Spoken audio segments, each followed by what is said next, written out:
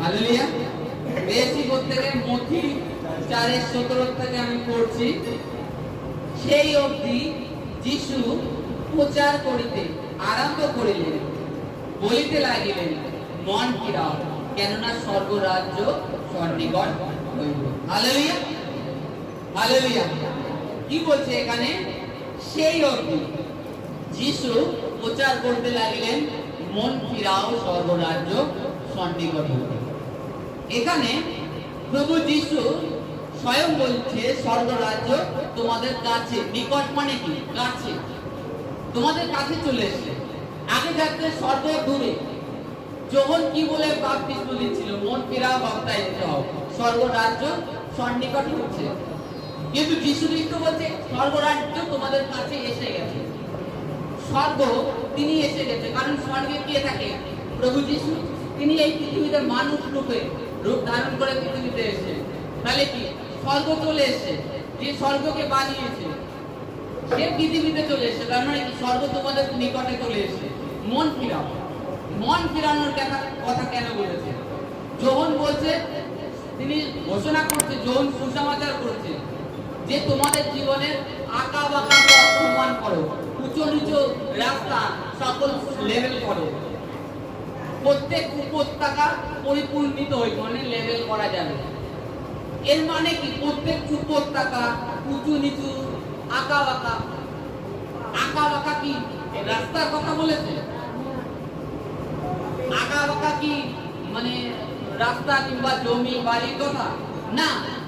আমাদের হৃদয়ের মধ্যে অপরের বিরুদ্ধে যে পাপ গুড়ি মেরে থাকে, সেই সমস্ত কাউকে ফাঁদে ফেলার চিন্তা, ছল চাতুরি করার চিন্তা আমাদের ভিতরে আঁটি। আমরা বন্দি বসে বাঁধি যে কাউকে ঠকানো যাবে কিভাবে, কিভাবে মন্দভাবে উপার্জন করা যাবে। মন্দভাবে কি? যেটাকে অ্যাকচুয়ালি বলা হয় চুরি। আমি ঈশ্বর আমাকে যেটুখানি বেতন দেয় তাতে আমাকে প্রত্যেককে সন্তুষ্ট থাকা উচিত। যেটুখানি ন্যায্য সেটুখানি নিতেই বলছে এখানে। তা এই প্রভু বললেন স্বর্গরাজ্য সন্নিকট হলো। তা আমরা স্বর্গরাজ্যে যখন আমাদের কাছে চলে এসে, স্বর্গরাজ্যের একটা ফ্যাসিলিটি আছে। কি? স্বর্গরাজ্যে কোনো কিছুর মানে জন্য কান্নাকাটির প্রয়োজন আছে? প্রভু কি সেই স্বর্গরাজ্যের কথা বলছে যে কেঁদে যাও স্বর্গরাজ্যের জন্য? স্বর্গরাজ্যের যে কোনো জিনিসের জন্য তোমাদের কাঁদতে হবে। খালি তোমরা বিশ্বাসের সহিত তার কাছে, পিতার কাছে তোমরা চেয়ে নাও। কি? বিশ্বাসের সহিত তোমাদেরকে কি করতে হবে? পিতার কাছ থেকে চেয়ে নিতে হবে। স্বর্গরাজ্যের ফ্যাসিলিটিটা এই, বিশ্বাস করবে যে প্রভু যিশু তিনি জীবন্ত, তিনি তোমার সঙ্গে আছে, আর তুমি যেটা প্রার্থনা করছো সেটা তুমি পেয়ে নিয়েছো। তোমার মধ্যে বিশ্বাস থাকতে হবে যে প্রভু যিশু তিনি আমার সঙ্গে রয়েছে, আমি যে বাক্য বলবো সেই বাক্য শুনবে। তার জন্য তোমাকে কি বলেছে? তুমি মন ফিরাও, তোমার বেকা রাস্তাগুলো, বেকা ভূমিগুলো সমান করো, মানে তোমার জীবনের সমস্ত পাপ। এই কারণে অনেক বিশ্বাসীরা আজকে কেন সুস্থ হতে পারছে না? এই স্বর্গরাজ্যের ফ্যাসিলিটিটায় কেন প্রবেশ করতে পারছে না? তারা সুস্থ হচ্ছে না, কারণ তাদের মধ্যে ঈশ্বর তো ফ্যাসিলিটি দিয়েছে, কিন্তু তারা নিজেদের মনকে ফিরাচ্ছে না। সামান্য কিছু অর্থের জন্য মিথ্যা কথা বলে দিচ্ছে একের কাছে।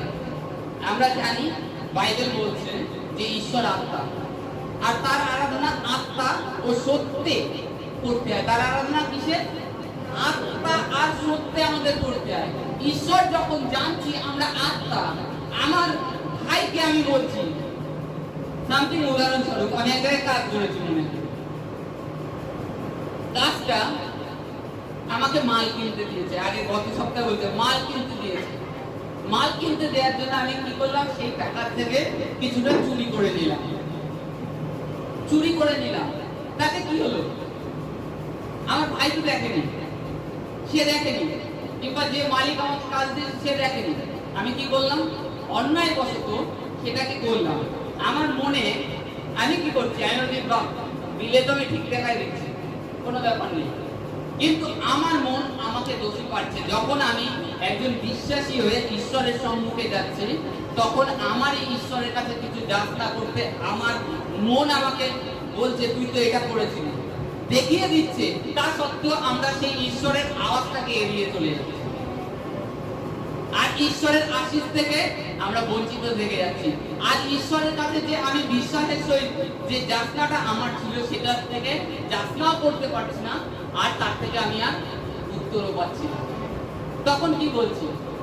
তখন অনেক বিশ্বাসী বলছি প্রভু তো হ্যাঁ দেবে দেবে দেবে দেবে না, পরে করবে পরে করবে।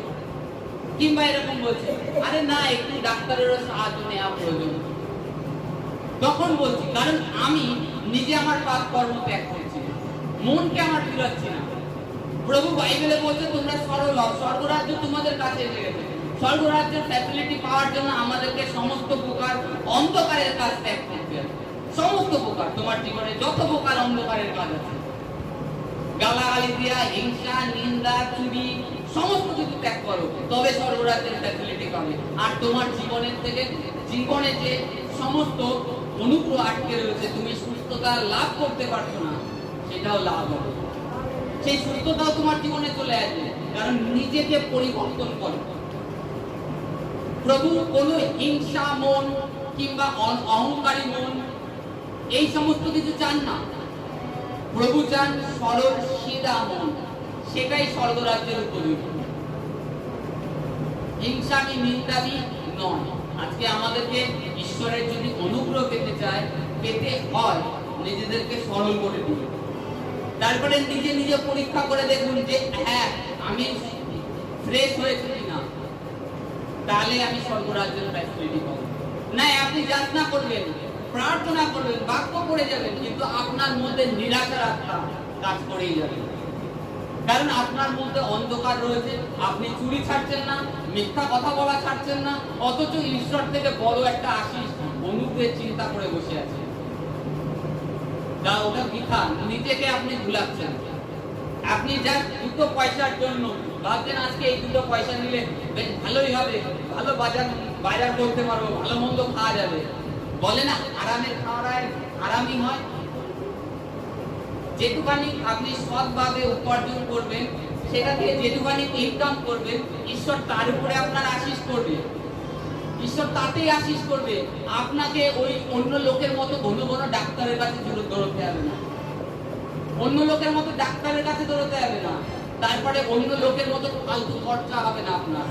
কারণ সেগুলো নিয়ে ঈশ্বর সভাপ্রভু সিয়ন থেকে লক করে দেবে, যেন আপনার ফালতু খরচা না হয়, ফালতু পয়সা এদিক ওদিক না চলে যায়। আপনি ফালতুভাবে ইনকাম করবেন, আপনার ওই ফাটকা পয়সা ফাটকা ভাবে চলে যাবে। আপনি লোকের সম্মুখে খুব ভালো হচ্ছেন, মহান হচ্ছেন, আপনি অধিক টাকা খরচা করেন, অধিক টাকা খরচা করেন, লোকে আপনার খুব প্রশংসা করে, কিন্তু আপনি নিজে ঈশ্বরের সম্মুখে যখন যাবেন তখন বলতে পারবেন না যে প্রভু আমি মনে ভালো কর্ম করেছি, তাই তো লোকে প্রশংসা করেছে। তখন আপনার মাথা নিজে নত হয়ে যাবে। তিনি এতটা পবিত্র, এতটা শুদ্ধ, এতটা পবিত্র, এতটা শুদ্ধ। প্রভু পুরুষে তাকে মারা হচ্ছে, তখনও তিনি তাদেরকে ক্ষমা করে দিয়েছে। আর আপনারা জেনে শুনে জ্যান্ত ভাইকে তার টাকা অর্থ চুরি করে দিচ্ছে। তাহলে বুঝে দেখুন, তাহলে আপনাদেরকে কতটা পরিবর্তন হতে হবে আর স্বর্গরাজ্যের ফ্যাসিলিটি নিতে হবে। আজকে আপনি যখন ওই মন্দ জিনিস হৃদয় শুদ্ধ করবেন, নম্র হয়ে যাবেন, নিজের জীবনের সমস্ত কর্ম, চুরি চাকরি যা আছে, গালাগালি দেওয়া, সমস্ত কিছুকে জলাঞ্জলি দেবেন, নিজেকে দিন করে ফেলবেন, তখন আপনার জন্য ঈশ্বরের অনুগ্রহ। Hallelujah, hallelujah, hallelujah.